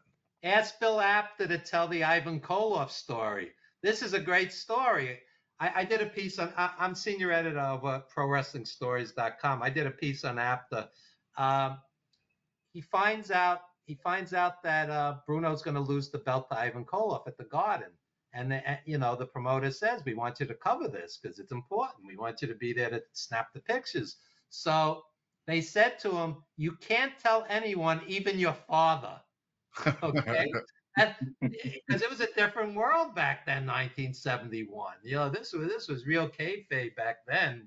So he had to keep it like he had the nuclear code, like biggest secret in the world. Ivan was going to win the belt. Yeah. So we're honoring Ivan. He could tell that story. It's a great story. Yeah. Ox Baker's going in. Ivan's going in. Greg the Hammer Valentine's going into the Hall of Fame. There's 2 other ones, I think. Do you have the poster of that one, Nate, of who's going in? Was it? Mm-hmm. It's not Blackheart. It's No, it's not Black Bart either. I'm sure they're looking it up for us real quick. But yeah, to me, this is what wrestling is, bringing in the legends, letting them have their heyday. Because, and I talked about this before, a lot of especially the heels, never went to a fan fest. They always kept that stuff to them, kayfabing it out to everyone. Yeah. And the guys from that era, they took it sometimes to the grave, where if they were healed, they didn't want to speak to the fans, and they didn't, you got lucky, I guess, that a lot of the guys signed for you, but a lot of them don't sign for, it's the baby faces that takes the pictures and signs the autograph and stuff like that. And Kim I'm Kim still, Kim Duck, Tiger Chung Lee wouldn't sign. He stayed in character. yeah. Yeah. So So it's now great that people are like that are coming out and getting their dues and being able to meet the fans and the fans tell them how much they appreciated them, back in the day. let me add something. Gary Hart did a convention a couple of years ago, and he died the next day. The next day. That's why you should attend things like this. You never know. You never know. This might be. I mean, I don't want to paint the dark picture, but it might be your last chance to meet some of your heroes. So go out and support events like this. It's Another one just crossed my mind. Butch Reed is going in this year. I got the list right here. You got Ivan Koloff, Ox Baker, Butch Reed, Crusher Blackwell, and Greg Valentine. Yeah, so it's a hell of a list. I tell a going story in my book about Butch Reed.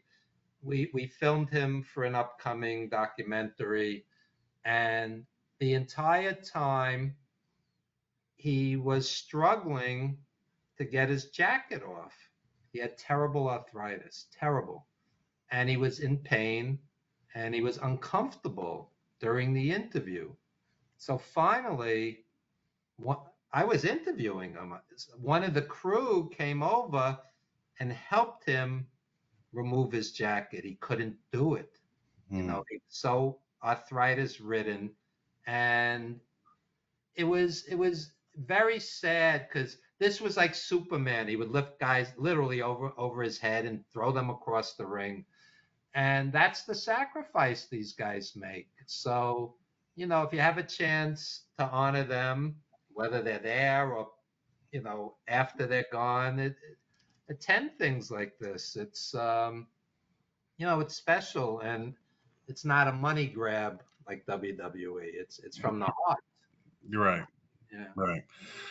Would love to have you down here, man. It would be great to have some. I'm gonna definitely come next year. This next weekend. I'm just like I didn't have enough time to plan, but I definitely want to come. It's this is right up my alley. These guys, boy, the memories, and some of my friends. I know Tito. Shane Douglas was a school teacher also. Yeah. Yeah. Tito was great. We brought Tito teacher. Tito just retired. He's a Spanish teacher. Just retired. Yeah. We've brought him in a few times actually, but on his first time in, we were talking to him in the locker room, and it started off with just two people talking to him, and he was just telling so many stories. By the end, everyone in the locker room, we were actually sitting in a circle and just listening to him. And if you had a match, you would apologize and go have your match, and you come back and sit in the circle again because he was that good to us. Where he anything was open to him, he would talk about anything. So all questions got answered that night, and it was just great. Man, I really love having you on here. We're going on about 2 hours. It feels like 20 minutes. Therapeutic. We get to vent. Yeah. It would be our honor to have you come back on. I'd love to. It's my honor and privilege, and you guys are doing great things, and it's nice when it's not mercenary, because as an old school fan, when I see, you could sit in the nosebleed seats at WrestleMania for $400, not see the ring, and in some of the sections not even see the screen. You got people watching on their phones for $400. I'm not making this up. I'm not being melodramatic. It was, I seen it on YouTube's YouTube channels where people were watching the screen, watching their phone and being there at the same time. I'm thinking that's just crazy. Yeah. So something like this is it's from the heart. It's from the heart, and people should support it. And yeah, and a Hall of Fame that's from the heart means more than the nepotism and cronyism. You know, at WWE, I mean, let's be honest, you know, you're putting in Booker T's wife and you're putting in Undertaker's wife. Ivan Koloff had better months than they had entire careers. Let's be honest. You know, so Speaking of that, and I don't know, I'm actually trying to wrap it up because about 2 hours is great. But I do want to add, if you watch the Hall of Fame when Undertaker's wife was on there, you could, like, there was no one in the audience talking.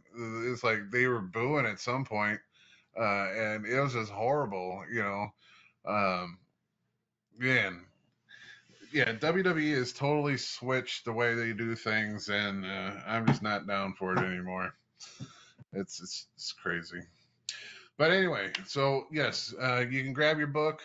I grabbed it off of Amazon, and the only reason I grabbed it off of Amazon, I was worried about not being able to have enough time to read it if I ordered it off of you, if the time difference was coming up. So I, did it. So I had it 2 days later, so I had time enough to read it and talk to you about it. But Amazon, what was your personal page that you can order it off of? Evan Ginzburg on Facebook. Yeah, just, if anybody wants a signed copy or whatnot, they could reach out to me. Evan Ginzburg's Old School Wrestling Memories. But Amazon's easy enough. They'll have it for you in 2-3 days. Yeah. Well, I personally love having the books I read autographed by the people, by the authors. So hopefully you do come to FanFest next year, because I would love to have your autograph on your book. Thanks so much. Yeah, it was hands down a great read.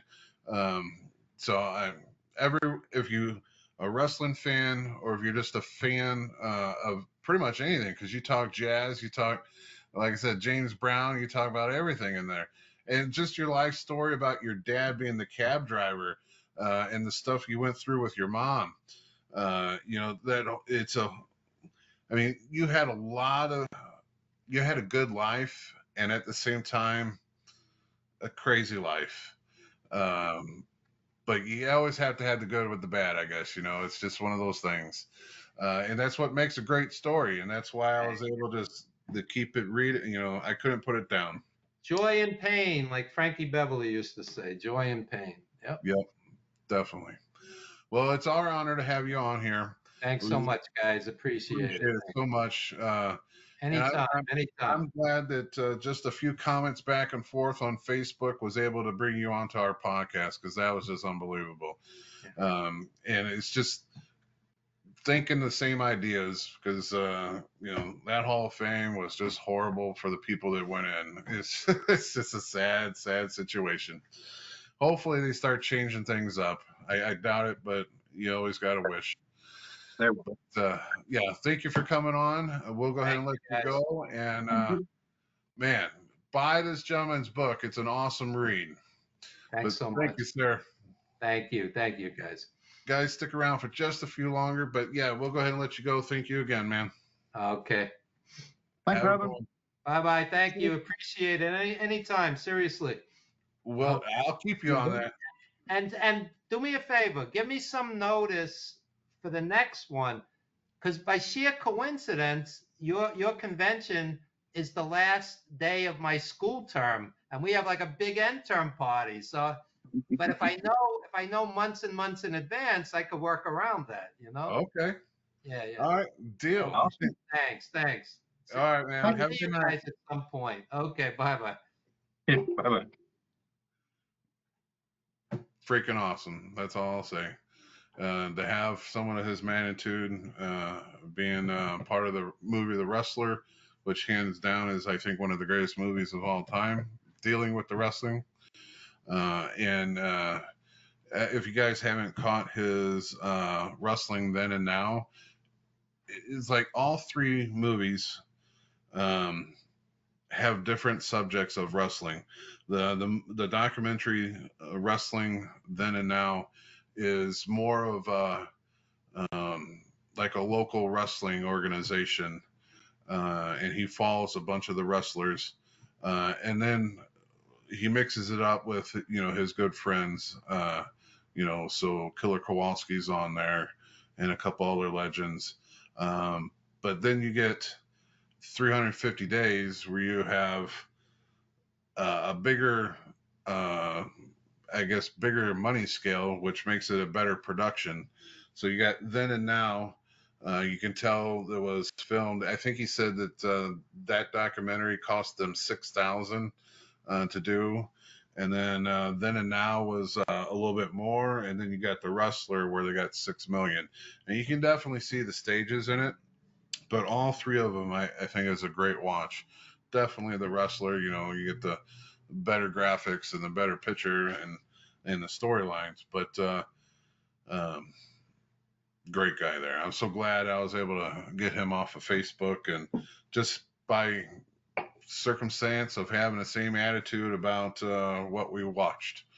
So that's awesome.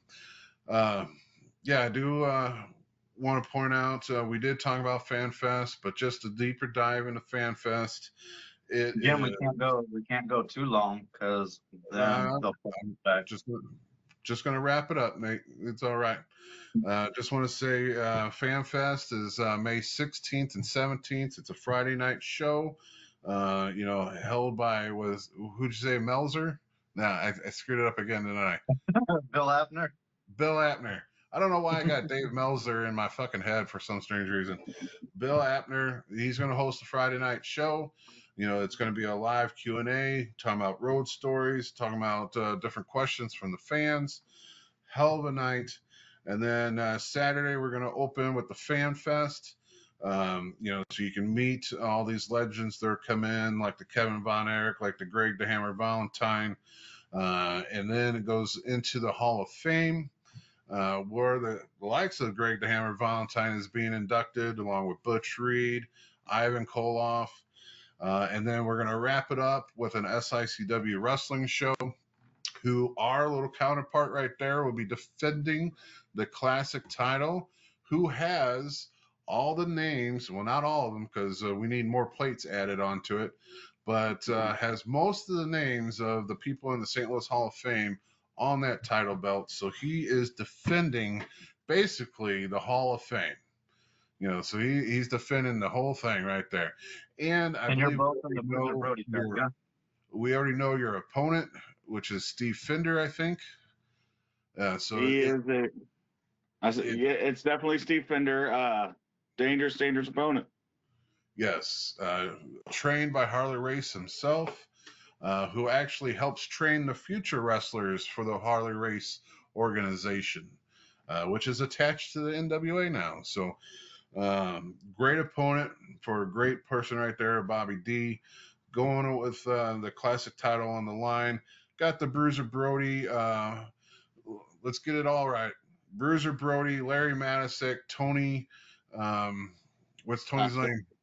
Tony Costa Memorial Battle Royal for that Bruiser Brody Cup. Whoever wins, Barbara Goodish is going to get into the ring and actually give you the cup, and it's yours for that whole year until the very next Bruiser Brody Memorial. That'll be back on the podcast. One of you two are going to own it. Oh, I would love to get it again. I've never had a double cup winner. Bobby's had that. So only one to have had it. Yeah. So I'd love to get my might as well extend it and make it 3. You got to worry about Steve Fender. Let me worry about the Battle Royal. We'll see. Definitely a very cool weekend. It is next weekend, so by the time you guys see this, it will be this Thursday. So you got another week to go to sicw.org to purchase your tickets. It's got a hotel link in there too, just in case you want to stay the weekend. So everything's all wrapped up. You can buy everything on that website, sicw.org. It's going to be a fucking hell of a time. So thanks to our special guest tonight.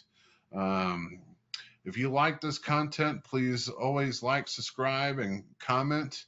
Talking to us is another way to get other people on the podcast, because like the gentleman tonight, it was just me and him sharing thoughts on Facebook, which got him to come on our channel, our podcast.